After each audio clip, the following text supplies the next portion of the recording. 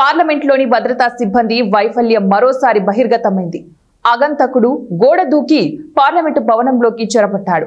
భద్రతా సిబ్బంది వెంటనే అప్రమత్తమై అతడిని అదుపులోకి తీసుకుంది. ఈ రోజు అంటే శుక్రవారం ఉదయం ఓ వ్యక్తి రైలు భవనం వైపు ఉన్న చెట్టు ఎక్కి కొత్త పార్లమెంటు భవనంలోని గరుడ గేట్ వద్ద కిందకి దూకి పార్లమెంటు భవనంలోకి ప్రవేశించాడు.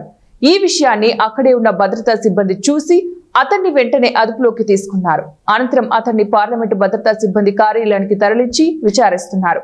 పార్లమెంటు వర్షాకాల సమావేశాలు ముగిసిన ఒకరోజు తర్వాత ఈ సంఘటన చోటు చేసుకోవడం గమనార్హం. ఈ సమావేశాలు ఆగస్టు 21వ తేదీన ముగిసిన సంగతి తెలిసిందే. గత ఏడాది సైతం ఈ తరహాలో ఈ ఘటన చోటు చేసుకున్న సంగతి తెలిసిందే.